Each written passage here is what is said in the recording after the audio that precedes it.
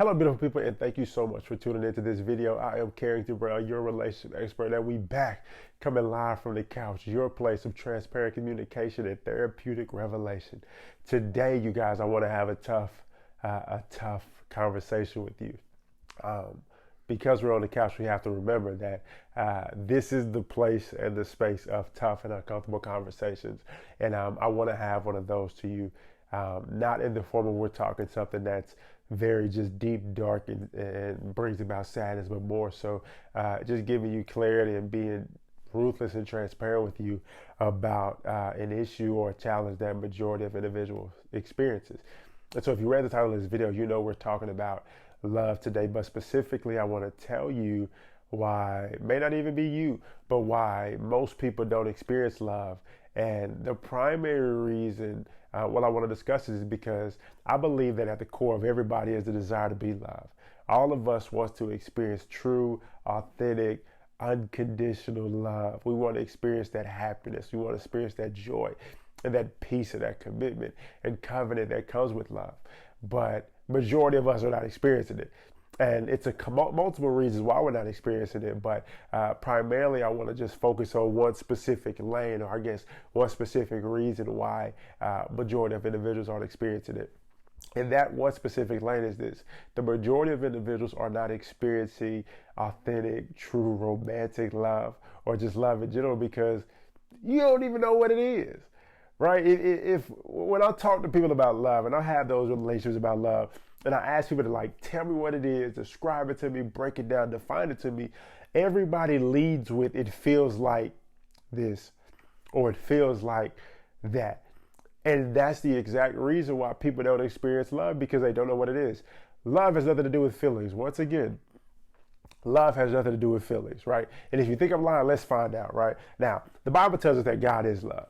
And the blessing of that is that if God is love, the one watching Jesus Christ live his life provides us the example, tangible, of what love looks like. But then also, we're blessed with characteristics and I guess verses and chapters that give us information and revelation about what love is. So in 1 Corinthians 13, beautiful people, not only does it give us a description of the importance of love, but it also tells us what characteristics and qualities actually make up love. Now, I want you to listen to me as I read this. And in your mind, as I'm reading this, I want you to let me know which one of these say love is based on a feeling. Okay, so this is what it says.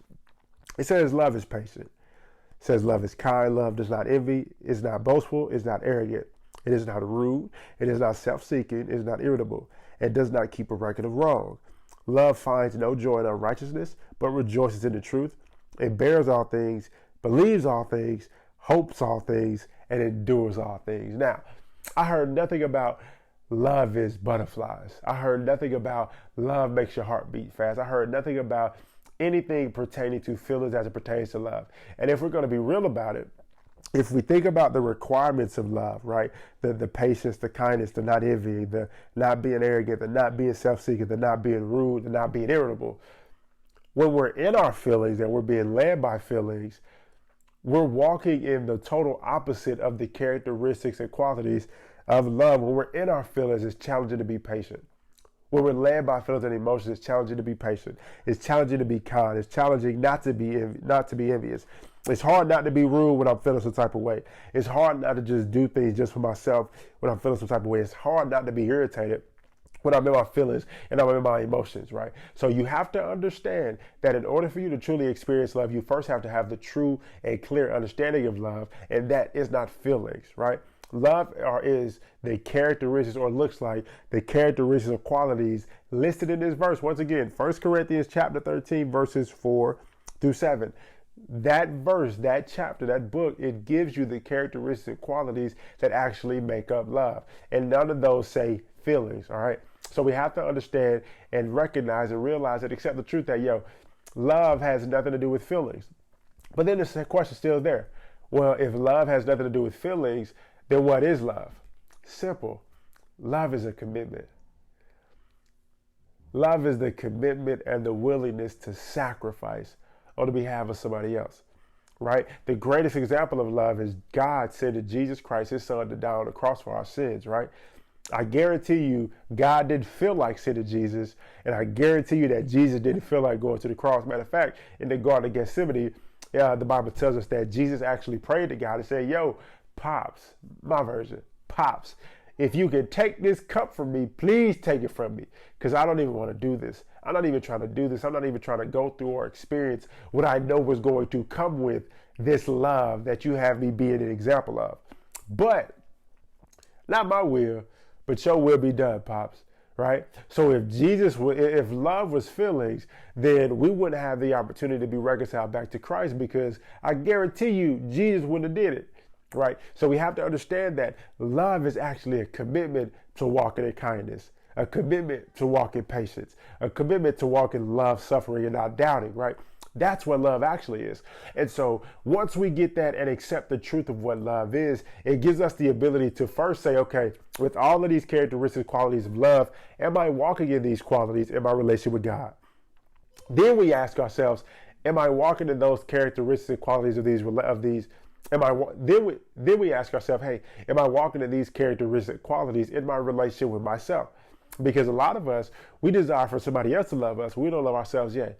When we look at these characteristic qualities that 1 Corinthians 13 gave us about what love is and what it looks like, we don't even walk in kindness towards ourselves. We talk ourselves crazy. We ain't even patient with ourselves. We ain't even rude and loving all the time with ourselves. So if we're not those things to ourselves, then why would we allow ourselves to expect that from somebody else? Double standards, crazy, don't make sense. So listen, beautiful people, love has nothing to do with feelings, right? 1 Corinthians 13 gives us the blueprint and breakdown of what love actually is. And we have to understand that love is a commitment of sacrifice, right? And so I need y'all to get that, because once again, everybody desires to experience love. But in order for us to actually experience true love, we have to actually know what it is and what it actually looks like. Thank you guys so much for tuning into this video. I hope this information helps you. Don't just hear it, right? But soak it up, let it sizzle in your spirit, and apply it to your life so that you can experience the fruit and the benefits of actually walking in love and positioning yourself to actually experience love. If this was a blessing to you, please don't keep this blessing to yourself. Share it with somebody else. If you don't already, click the like button, click the subscribe button, and the bell notification so you can always get updates when I'm putting out content. And if you haven't already, click the link in the description box below to take advantage of your free 15-minute consultation so that we can start the process of putting a plan in place for you to create the life that you desire and deserve. Thank you guys so much for tuning into this video. I look forward to speaking with you next week. But until then, I love you. Peace out.